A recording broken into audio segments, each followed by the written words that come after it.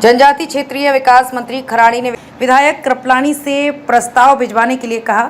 निम्बाहेड़ा छोटी सादड़ी विधानसभा क्षेत्र के जनजाति बाहुल्य क्षेत्र सहित निम्बाहेड़ा के जनजाति बाहुल्य वाली ग्राम पंचायतों में जनजाति छात्र छात्राओं के लिए छात्रावास खोलने की मांग को पूर्व यूडीएच मंत्री एवं विधायक श्रीचंद कृपलानी ने सोमवार को विधानसभा में प्रभावी तरीके से रखा।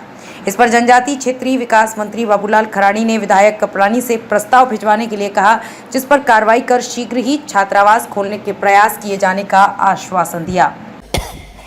माननीय अध्यक्ष महोदय जी, खंड 1 सरकार द्वारा विगत 5 वर्षों में जनजाति बाहुल्य क्षेत्र में छात्र छात्राओं की छात्रावासों की सूची परिशिष्ट पर संलग्न है।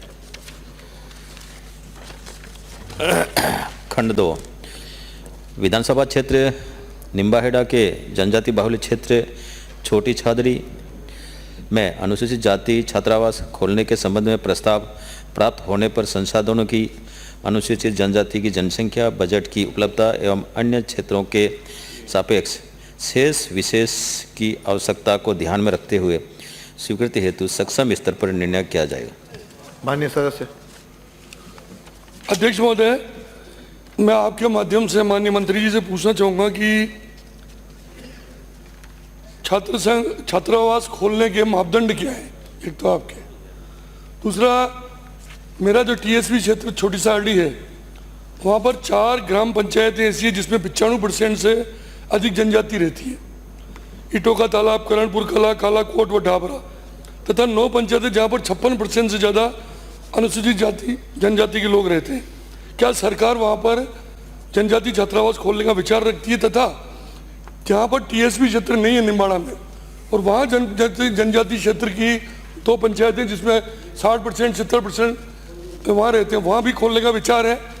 मैं अध्यक्ष महोदय आपके माध्यम से हमारी पूर्ववर्ती सरकार के मंत्री नंदलाल जी मीणा साहब को धन्यवाद देना चाहूँगा कि वहाँ पर जितने भी हमारे हॉस्टल खुले, नंदलाल जी मीणा जब मंत्री थे आपके डिपार्टमेंट उन्होंने खोले। कांग्रेस के राज में एक भी हॉस्टल हमारे यहाँ नहीं खुला। अरे प्रश्न पूछो माननीय सदस्य। पूछ लिया ना सब मैंने, बताइए मंत्री जी। माननीय मंत्री जी। माननीय अध्यक्ष महोदय जी, माननीय सदस्य का सवाल वास्तव में सही है। विभाग द्वारा नवीन छात्रावास खोले जाने के प्रस्ताव को संसाधनों तथा बजट की उपलब्धता, अनुसूचित जाति की जनसंख्या एवं अन्य क्षेत्रों के सापेक्ष क्षेत्र विशेष की आवश्यकता को ध्यान में रखते हुए छात्रावास हेतु आवंटित की जाने वाली निःशुल्क 2.5 एकड़ भूमि जिसके निकट राजकीय उच्च माध्यमिक विद्यालय संचालित हो, भूमि का क्षेत्र विद्युतीकृत हो व पानी की पूर्ण उपलब्धता हो, भूमि पक्की सड़क मार्ग से जुड़ी हुई हो व सुरक्षा क्षेत्र की सुरक्षा की दृष्टि से उपयुक्त हो एवं आवंटित की जाने वाली भूमि से हाई लाइन नहीं गुजर रही हो, ऐसे स्थान पर नवीन छात्रावास खोले जाने का निर्णय सक्षम स्तर पर से लिया जाता है। अध्यक्ष महोदय जी, माननीय सदस्य का चिंता सही है कि वहाँ पर भी जनजाति क्षेत्र के बालक हैं, बालिका छात्रावास है लेकिन बालक एक भी नहीं है। लेकिन आपकी चिंता क्योंकि पिछली बार वहाँ पर एक प्रभावशाली नेता थे, वहाँ के विधायक थे, उन्होंने चिंता नहीं आपके चिंता की, इसलिए आपको धन्यवाद दे रहा हूँ। आपने ये चिंता जाहिर की, इसलिए आप अपना प्रस्ताव बनाकर भेजें। साहब से पूछिए। आपको एक पूरे प्रश्न और उत्तर मिलेगा। तो निश्चित रूप से उनको ध्यान में रखते हुए हम वहाँ पर खोलने के लिए ये सारे अगर नॉर्म्स पूरा करते हैं तो गुणावगुण के आधार पर उस पर निर्णय किया जाएगा। मैं मंत्री जी को धन्यवाद देता हूँ साहब। मैं आपको जो भी नॉर्म्स पूरे करते हैं वो लिस्ट आपको दे दूंगा और मुझे विश्वास है आप खोलेंगे। मैं सेकंड प्रश्न पूछ रहा हूँ अध्यक्ष महोदय कि वर्तमान में निम्बाड़ा विधानसभा क्षेत्र में जितने भी छात्रावास हैं उसमें क्षमता बढ़ाने पे आप विचार करते नहीं करते, क्योंकि क्षमता कम, रूम कम है और क्षमता बहुत ज़्यादा बढ़ती जा रही है। और साथ ही साथ जो आपको मैंने पूछा था पहले, आपने बताया भी है, बच्चियों के छात्रावास अधिकतर है, बच्चों के छात्रावास खोलने का भी आप विचार रखते हैं, ये जवाब देते हैं आप। माननीय मंत्री जी। अध्यक्ष महोदय जी, आपने कहा कि वहाँ पर एक भी बच्चों का छात्रावास नहीं, केवल मात्र एक है। दूसरा आपने क्या कहा थोड़ा सा, क्योंकि मैं सुनता कम हूँ, थोड़ा बहुत वापस।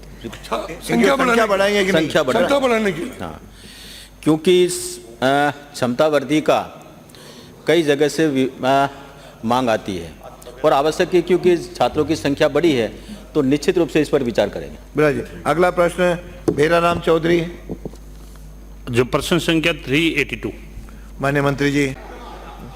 प्रक्रिया एवं कार्य संचालन के मैंने दिए नियम 295 के तहत विशेष उल्लेख प्रस्ताव संदर्भ RGHS योजना में सहकारी संस्थाओं का भुगतान नहीं होने के कारण वित्तीय संकट उत्पन्न स्थिति के संबंध में मान्यवर उपरोक्त विषय में निवेदन है कि RGHS से पूर्व में RPMF योजना लागू थी, जिससे राज्य सरकार के पेंशनर्स इस योजना के अंतर्गत आते थे और राज्य के सभी पेंशनर्स राज्य की सभी सहकारी संस्थाओं द्वारा दवाई लेने के लिए प्रतिबंधित थे।